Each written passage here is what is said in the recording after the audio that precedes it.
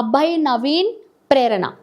So అబ్బాయి గురించి అయితే మనకు తెలిసిందే కదా, పెళ్లి చూపులు అబ్బాయి. అలాగే అబ్బాయి వెళ్ళే ముందు వాళ్ళ వైఫ్ తనకి ఒక మెసేజ్ అయితే ఇచ్చింది. అబ్బాయి ఎవరికి కూడా చాలా తొందరగా కనెక్ట్ అవ్వడు, ఇట్ విల్ టేక్ టైం. అది ప్రేమైనా కోపమైనా ఏదైనా అని చెప్పి ఒక హింట్ అయితే ఇచ్చేసింది. ఇక ప్రేరణ విషయానికి వస్తే కనుక బిగ్ బాస్ నాగార్జున గారు అడిగారనమాట, ప్రేరణకి మ్యారేజ్ అయిందా అంటే అవును, జస్ట్ 8 months అయింది మ్యారేజ్ అయ్యి అని చెప్పింది. సో మ్యారేజ్ అయ్యి 8 months అయ్యింది కదా, మరి హస్బెండ్ వదిలేసి వస్తున్నావు కదా అంటే తను ఏమందంటే ఇది చాలా ఇంపార్టెంట్ ప్లాట్ఫామ్ కదా, ఇది నాకు చాలా ఇంపార్టెంట్ ప్లాట్ఫామ్ కదా అంది. అలానే మరి ప్రేరణకి వాళ్ళ హస్బెండ్కి మధ్య 8 months అయింది కదా మ్యారేజ్ అయ్యి. సో వాళ్ళిద్దరి మధ్య అండర్స్టాండింగ్ ఎలా ఉంది అని చెప్పి, ఎవరికి కోపం ఎక్కువ, రొమాన్స్ ఎవరికి ఎక్కువ, అట్లా చిన్న చిన్న గేమ్స్ లాంటివి ఆడిపించినప్పటికీ కొద్దిగా వాళ్ళ హస్బెండ్ అబద్ధాలు ఆడాడు అండ్ మంచిగా కూడా ఉన్నాడు.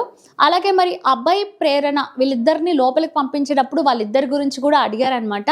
నువ్వు చెప్పిన క్వాలిటీస్ ఉన్నాయా అంటే కూడా స్మార్ట్ ఈజ్ ఓకే, అన్నీ ఓకే అని చెప్పేసి మొత్తానికి బాగానే ఉన్నారు. కానీ లోపలికి వెళ్ళిపోయిన తర్వాత ఎలా అంటే ప్రేరణకి కూడా అమ్మో చాలా కోపం ఎక్కువ ఉంది. తన గురించి ఎవరన్నా కామెంట్ చేసినా, తనని ఎవరన్నా ఏమన్నా అనినా కూడా అస్సలు ఊరుకోవట్లేదండి. ఫుల్ ఇచ్చి పడేస్తుంది, ఫుల్ ఫైట్ చేస్తుంది. అంటే తన శక్తి మొత్తం కూడగట్టుకుని ఫైట్ని అసలు ఆపట్లేదు. ఎదుటి వాళ్ళు తగ్గెళ్ళిపోవాలి కానీ ఆమె మాత్రం ఎక్కడ తగ్గట్లేదు. ఫుల్ అంటే ఫుల్ ఫైట్ ఇస్తుంది.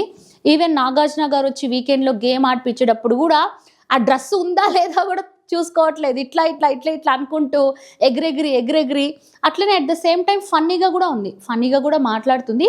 కానీ కోపం అయితే కనుక చాలా ఉందండి. ఎందుకంటే మరి తన మీద లేనిపోని అబండాలు వేస్తున్నారా, లేదంటే తన గురించి టాపిక్ వచ్చినప్పుడు మాత్రం అస్సలు చూడ్డానికైతే సాఫ్ట్గా ఉన్నావు ప్రేరణ, కానీ నువ్వైతే సాఫ్ట్ కాదు, చాలా రగ్గడ్గా అయితే ఉంది.